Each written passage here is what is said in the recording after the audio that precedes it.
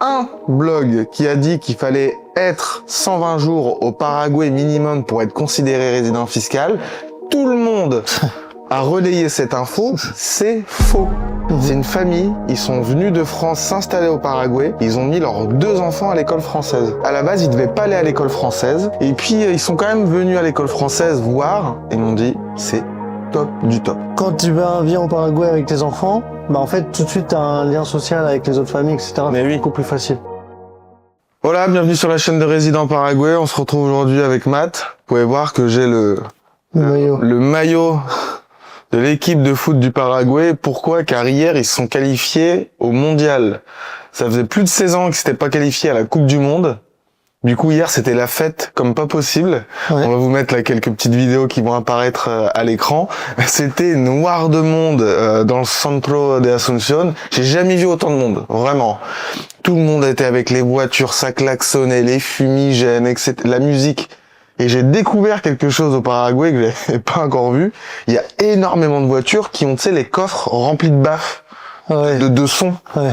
Et les mecs roulaient à fond avec les coffres ouverts, la musique. Oh là là, c'était n'importe quoi. Ça envoie les pétards, les feux d'artifice. Les pétards, les feux d'artifice, les fumigènes. C'est vrai que ça avait une ambiance. Bon, après, moi, j'étais chez moi parce que j'avais pas envie de... J'étais un peu fatigué. Mais bon, j'ai vu plein de stories sur Insta, etc. Ça avait une ambiance de mondial, de victoire de mondial. Ça avait une ambiance de victoire de mondial. Mais réellement, c'était un truc de fou, quoi. Après, on les comprend. 16 ans qu'ils ont pété à la Coupe du Monde. Et c'est vraiment le sport national, quoi.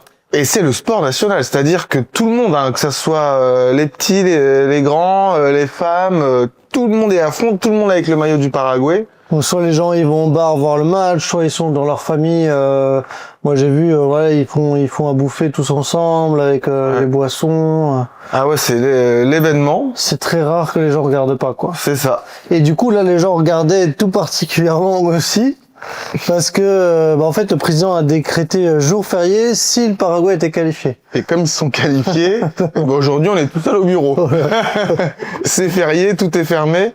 D'ailleurs, tu as une petite expérience ce matin, tu devais louer une voiture, c'est ça? Ouais, en fait, ma mère qui part en voyage, je devais louer une voiture. Donc, on réserve hier en ligne sur le site Localiza, qui est une agence nationale, hein, assez connue. Donc, on arrive ce matin devant le local, rien, les grilles fermées. Bon, après, il y avait un autre local où on est allé et on s'est arrangé, etc. Mais ils nous ont pas envoyé de mail, ils nous ont rien prévenu, voilà. Ouais, non, c'est férié. Le Paraguay s'est qualifié pour la Coupe du Monde, personne bosse. C'est pas mal. C'est fou. Ouais. Bon, enfin bref, voilà un peu pour la petite actualité de cette semaine. On voudrait faire un nouveau format où on va discuter un peu avec Matt toutes les semaines comme ça, histoire de parler un peu d'une nouveauté qui s'est passée, d'une news, potentiellement aussi de ce qui s'est passé au sein de Résident Paraguay, et puis après aborder un sujet. Donc par la suite, on va refaire un petit point sur la résidence fiscale au Paraguay, mais juste avant, je voudrais partager un peu des personnes qu'on a accompagnées cette semaine. C'est une famille, ils sont venus de France s'installer au Paraguay, ils ont mis leurs 2 enfants à l'école française. Ouais. Et quand ils sont venus ici, à la base, ils devaient pas aller à l'école française parce que ils étaient en Équateur avant, et l'école française en Équateur, apparemment, ça s'était pas trop bien passé pendant le Covid. Tout était devant les écrans, etc. Ils ont pas réouvert. Apparemment, ils ont pas eu une bonne expérience. Okay. Et du coup, ils venaient un peu à reculons au Paraguay sur l'école française. Ils avaient regardé d'autres options, d'autres écoles. Sauf que c'était des écoles à Lambaré, etc. Bon, un peu plus loin. Et puis, ils sont quand même venus à l'école française voir, et m'ont dit, c'est top du top. Ils ont eu une super expérience, la rentrée scolaire, ça s'est super bien passé, en petits groupes, etc. Ils étaient super contents. Moi, c'est vrai, j'ai eu beaucoup de retours positifs sur l'école française, honnêtement. Ouais. En termes de réputation, c'est, on va dire dans le top 3. C'est le top 3. Mais peut-être pas premier ou deuxième. Top 2, moi je dirais, hein. Ouais. Sur Asunción, il y a l'école américaine, l'école française. Ouais. Donc, voilà. Bon, après, il y en a certains qui disent oui, c'est les programmes français, mais bon, ce qui compte, c'est aussi l'attention qui est donnée aux élèves, etc., plus que le reste, hein, au final. C'est ça. Donc oui, c'est vraiment bonne réputation, ça se passe vraiment bien. C'est une ambiance aussi un peu familiale. Ouais, c'est ce qu'ils m'ont dit, ouais. Entre les parents, voilà. C'est l'occasion aussi de rencontrer des gens. C'est quand on avait reçu Hélène sur le podcast. Ouais. C'est vrai qu'elle disait, quand tu viens au Paraguay avec tes enfants, bah en fait tout de suite t'as un lien social avec les autres familles, etc. Mais C'est oui. beaucoup plus facile. Tout à fait. Donc ça c'est un peu l'avantage. Et bah là, le premier jour de la rentrée, ils me disaient justement qu'ils ont rencontré un autre couple de Français, pareil, et du coup tout de suite, bah ils ont pu échanger. Ils m'ont même dit que les enfants, quand ils sont arrivés à l'école, les autres enfants ont bien vu que c'était des nouveaux, hein, on sait comment ça se passe. Et ben tout de suite, ils les ont pris dans les bras, ils ont introduit et tout aux autres personnes, donc ils étaient super contents quoi. Ouais, c'est vachement bien. Hein, Ouais. franchement. Super contents. Donc bah là en ce moment ils logent plus du côté de Lomapita, donc ils sont un peu loin. Et là, ils vont sûrement du coup voir un peu les autres options et se rapprocher de l'école française qui est dans le quartier Alaja. Ouais, c'est ça. Et juste pour faire le lien, ça me fait penser, parce que du coup c'est une option qui est possible, l'école française. Alors évidemment ça a un coût, c'est une école un peu plus chère, hein, forcément. Mais ça me fait penser à moi quand je suis arrivé au Paraguay, j'avais une autre famille de Français que je connaissais. Et alors eux, ils ont un choix complètement différent pour dire aussi que c'est possible. Alors eux, ils habitent à la campagne, à la Colmena. Ok.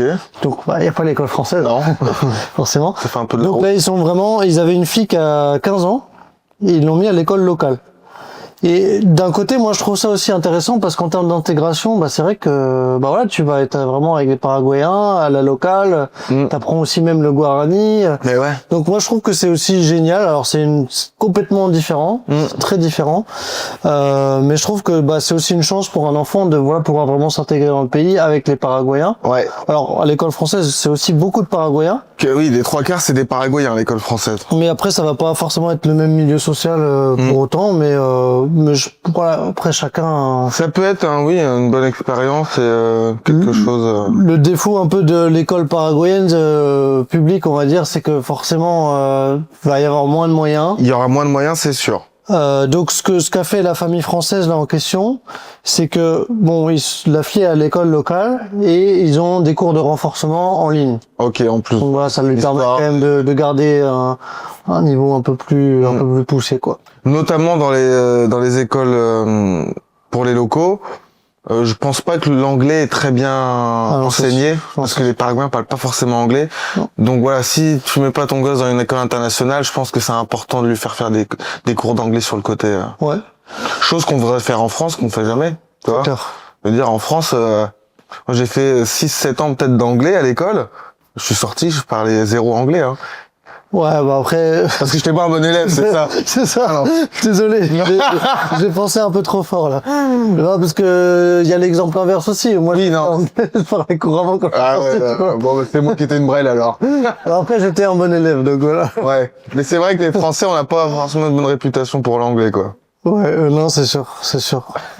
Mais ouais, bon voilà. Comme quoi, après, il y a plein d'options possibles. Il y a plusieurs options. Pour moi, il n'y a pas forcément une meilleure que l'autre. Ça dépend aussi de, si t'habites à la campagne, c'est sûr que t'as moins de choix. Oui, voilà. Le fait d'être intégré vraiment dans le village avec toute la communauté locale, c'est vachement bien aussi. Tu peux mixer un peu les deux. Hein. Ouais, ouais. Et puis après, t'as aussi les écoles privées paraguayennes, comme celle qui est à côté de chez nous, là, Albert Einstein. Ouais. Toi, ça peut être un bon petit juste milieu aussi. Ça, c'est clair. Ouais. Très bien, donc voilà pour le petit point cette semaine sur cette famille. Je pense qu'on pourrait enchaîner, on était en train de se demander de quoi on va parler pour cette vidéo spécialement. Et on s'est dit que la résidence fiscale, ça faisait un moment qu'on n'avait pas abordé. Ouais. Et on a eu pas mal de questions récemment. Parce que oui, justement, hier, j'ai eu un de nos clients au téléphone qui était pas sûr à 100% du déroulé, donc je pense qu'on va reprendre. On va refaire un petit point sur la résidence fiscale. C'est fiscale. important, c'est vrai que nous, ça nous paraît évident parce qu'on maîtrise bien le sujet, mais voilà, pour quelqu'un qui est jamais venu au Paraguay, forcément, c'est pas si simple. C'est ça.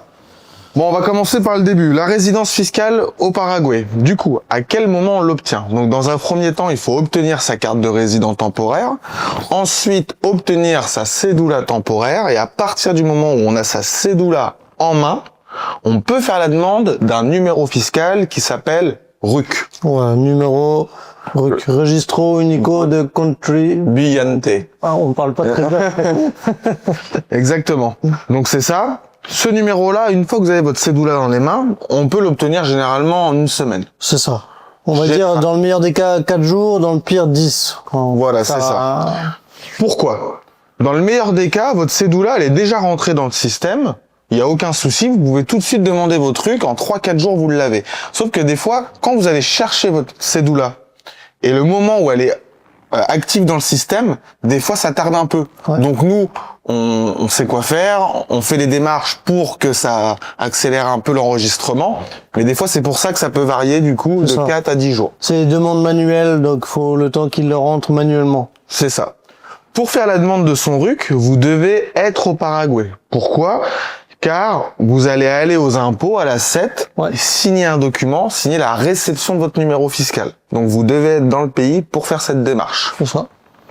Une fois que vous avez votre RUC, il y a une chose à ne surtout pas oublier, c'est faire ses déclarations mensuelles pour garder son numéro fiscal actif et à jour. Donc tous les mois on fait une déclaration sur ce que vous avez gagné. Si vous avez rien gagné au Paraguay, on déclare 0. Si vous avez gagné 1000, 2000, 3000, on le déclare. Et là, vous aurez de la TVA à payer sur ce que vous avez déclaré de 10% tous les mois. C'est ça. Maintenant, qui a besoin d'un numéro fiscal ?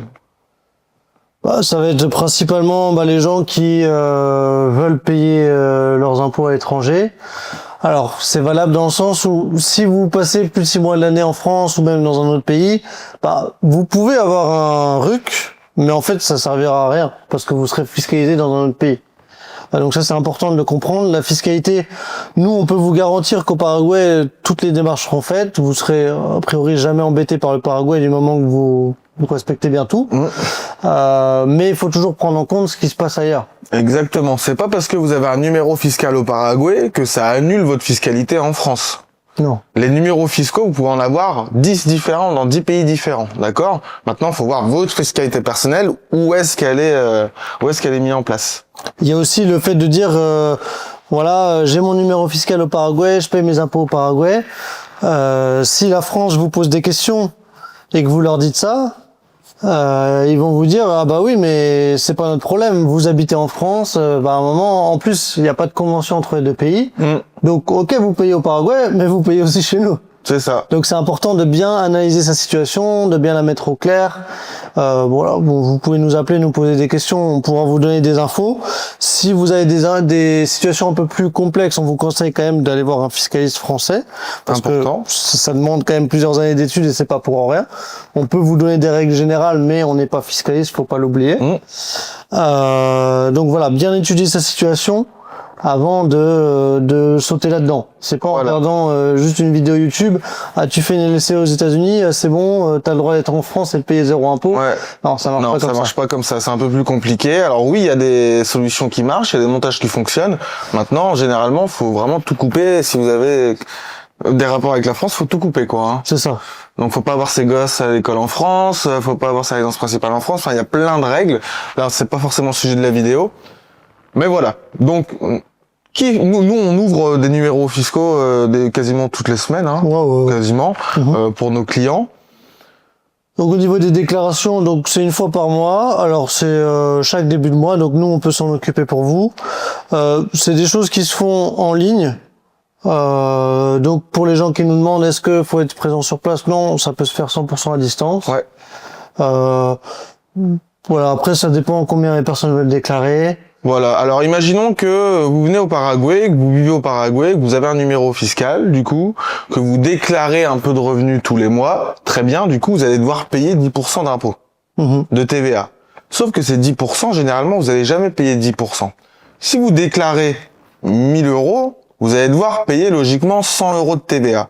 Sauf qu'au Paraguay, quand vous faites vos courses, quand vous allez mettre de l'essence, quand vous faites n'importe quelle dépense, vous allez donner votre numéro fiscal.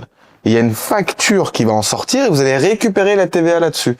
C'est-à-dire que quelqu'un qui vit au Paraguay, qui déclare 1000 €, il paye jamais 100 € d'impôt. Il paye toujours moins parce qu'il récupère la TVA sur toutes les courses qu'il fait, etc. Donc c'est pour ça que quand vous allez être au Paraguay, si vous allez faire des achats, généralement on va vous demander votre numéro. Toujours pour avoir les petites factures. Voilà. Avec votre numéro écrit dessus. Nous, comment on fonctionne ? Vous prenez en photo la facture, vous la mettez sur un dossier Drive qu'on vous donne, et à la fin du mois, on s'occupe tout à votre place, quoi. C'est ça. Ça, c'est... Donc numéro fiscal, même en étant résident temporaire, vous l'obtenez. La règle pour le garder à jour, c'est faire les déclarations mensuelles et respecter la règle de la résidence temporaire qui est, pendant 2 ans, ne pas être en dehors du Paraguay pendant plus de 12 mois d'affilée. Exemple, je viens en janvier 2025, je dois revenir en janvier 2026. Maximum. Maximum. Avant. Ok. À partir du moment où vous faites ça, vous avez votre numéro fiscal qui est à jour. Chose importante, parce qu'il y a une information qui est encore sur Google. Alors ça, c'est le malheur de ce qu'il y a des fois sur Internet, résumé sur cette info. Il y a un blog qui a dit qu'il fallait être 120 jours au Paraguay minimum pour être considéré résident fiscal. Tout le monde a relayé cette info. C'est faux. Ce n'est pas vrai. Et même des gros sites de fiscalistes, etc., hein, ouais. des gros cabinets internationaux qui parlent de ça. Non. Vous pouvez être résident fiscal au Paraguay sans y vivre. Le Paraguay ne fait pas de domiciliation fiscale. Il n'y a pas cette règle de je dois être 120 jours au Paraguay pour qu'il me considère résident fiscal. C'est faux. Ouais. Et malheureusement, aujourd'hui, avec ChatGPT, ChatGPT, il collectionne les infos sur ce qu'il trouve. Ouais. Donc, il va vous donner des réponses, sans penser. On va faire le test, hein, tout de suite. On va demander à ChatGPT s'il me dit qu'il y a la règle des 120 jours. Ouais, à mon avis, c'est sûr qu'il va te la donner. Hein. Alors. Combien de jours je dois être présent au Paraguay par an pour garder ma résidence fiscale active? On va voir ce qu'il nous dit. Tiens, ça se trouve, il va nous faire mentir. Ça serait bien qu'il se mette à jour. Résident Paraguay stipule que... C'est ça. Faudrait qu'on devienne la référence de ChatGPT. Tiens, c'est le site dont je parlais, PwC, qui est un site international. Hein. Mise à jour le 16 juillet 2025, en plus. Un individu est considéré résident fiscal au Paraguay s'il passe plus de 120 jours par an dans le pays. Boum, c'est faux. Ce qui n'est pas le cas, ouais. Mais bon. C'est comme ça. C'est comme ça. Maintenant, vous le savez. Maintenant, vous le savez. Et puis, voilà, vous avez la bonne info. Il y a une autre question qu'on me pose souvent sur la résidence fiscale, c'est est-ce que j'ai besoin d'une adresse au Paraguay pour justifier? Alors, techniquement, le Paraguay va pas forcément vous demander d'adresse. Non. Ça va pas forcément être un problème.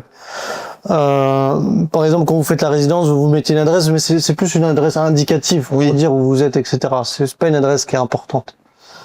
Par contre, c'est vrai que selon le pays d'origine, s'il y a une enquête sur vous par rapport à la fiscalité, ils peuvent vous demander est-ce que vous êtes dans le pays, est-ce que vous avez une adresse dans le pays.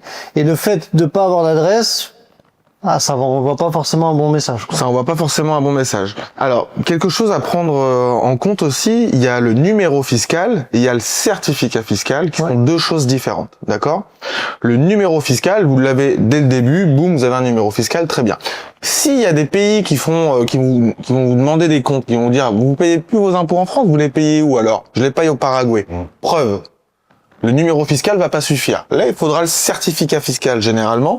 Comment on obtient le certificat fiscal au Paraguay? Vous avez un numéro fiscal, vous avez au minimum 4 mois de déclaration avec des mouvements, hein, pas de 4 mois à zéro, avec des mouvements, et là, vous pouvez demander le certificat fiscal et le Paraguay vous le délivre. C'est ça. Donc ça, c'est un des papiers les plus importants. Généralement, les personnes qui changent, etc., c'est ce papier-là qu'ils veulent. On vous le demande pas forcément, mais si on vous le demande, vous pouvez l'obtenir. En fait, ça sert à rien de le demander directement parce que ça vous servira rien de plus. Ouais. Par contre, si vous avez un contrôle, là, à ce moment, vous allez le demander. Il va être à jour avec les dernières dates, les dernières déclarations. Et là, ça sera une bonne justification. Voilà. Là, c'est une preuve que vous payez des impôts, dans votre pays de résidence qui est le Paraguay. C'est ça. Et alors, souvent, on voit aussi sur les sites internet que oui, on peut avoir un numéro RUC, on déclare 0 tous les mois, parce qu'en fait, sur le RUC, ce qu'on déclare, c'est les revenus du Paraguay. Générés depuis le Paraguay. C'est-à-dire, si vous êtes freelance, je sais pas, à Bali, les clients, ils vont vous payer, je sais pas, peut-être de l'Europe, peut-être des États-Unis, c'est pas des revenus paraguayens. Donc logiquement, vous payez pas d'impôts au Paraguay. Donc, normalement, non seulement vous déclarez 0, en plus, vous payez pas d'impôts. Alors, nous, comme on vient de le dire, on conseille quand même aux gens de déclarer toujours un petit peu quelque chose parce que ça permet d'avoir ce certificat fiscal. De créer un historique, de montrer qu'il y a du mouvement. Techniquement, vous n'êtes pas obligé de le déclarer, mais ça solidifie énormément votre dossier et on le conseille. On le conseille. On le conseille. Ça a plein d'autres avantages de déclarer vous pouvez réellement travailler depuis le Paraguay, pas faire de fausses déclarations, hein, ou faire une prestation de service à une entreprise, peu importe. Et ça permet aussi d'ouvrir des comptes bancaires par la suite qui sont un peu plus solides, d'avoir accès à des cartes de crédit au Paraguay. Si vous passez du temps au Paraguay, déclarez de l'argent, payez des impôts, obtenez des cartes de crédit, vous allez avoir le retour, parce que les cartes de crédit ici c'est quand même énorme quoi, hein. On est sur du 20-30% de cashback, 40% de cashback avec Ueno. Ce matin je suis allé faire des courses, j'en ai eu pour 850 000, donc 100 euros environ, 40% de réduction dessus. Ouais, donc voilà. C'est énorme. Ah non mais c'est énorme. Donc ça aussi ça aide. Si vous avez un numéro fiscal mais vous êtes à 0 tous les mois, vous n'allez pas pouvoir demander de carte de crédit au Paraguay. Ils vont dire bah non, vos revenus sont à 0. Oui, non, mais j'ai une entreprise aux États-Unis. Oui, non, mais au Paraguay, vous êtes à 0. Ouais, donc pas de carte de crédit. C'est ça. Même si vous voulez le passeport par la suite. Si au bout de X années, vous voulez demander le passeport, vous devez payer les impôts au Paraguay. Ça crée un historique, un lien avec le pays, c'est des choses importantes. Ouais. Clairement. Ne serait-ce déjà que pour le Paraguay, mais aussi pour le pays d'origine qui peut toujours décider de regarder ce qui se passe. C'est ça. Voilà. Donc, le numéro fiscal, vous pouvez être résident fiscal en France, payer vos impôts en France, mais obtenir en plus un numéro fiscal au Paraguay, ça va pas interférer dans quoi que ce soit. Non. Et puis le numéro fiscal sera pour le Paraguay. En France, vous payez vos impôts et vous pouvez les cumuler. Souvent j'ai cette question, je dis mais si je demande le numéro fiscal, ça va pas foutre la merde. Non, ça n'interfère pas à partir du moment où vous continuez à payer vos impôts où vous devez quoi. Oui voilà, c'est ça. Bon je pense que on a déjà bien clarifié les choses. Si vous avez d'autres questions, que ce soit numéro fiscal ou quoi que ce soit, n'hésitez pas à mettre dans les commentaires. Comme ça, on refera ce genre de format chaque semaine avec une question de la semaine qu'on prendra dans les commentaires ou dans les questions qu'on reçoit les plus fréquentes. Donc n'hésitez pas pour qu'on puisse les traiter. Ouais, nickel. Parfait. Ouais. Bon, si ça vous intéresse, la résidence expatriation au Paraguay, allez voir dans la description. Et puis sinon, on se dit à la semaine prochaine. Ciao.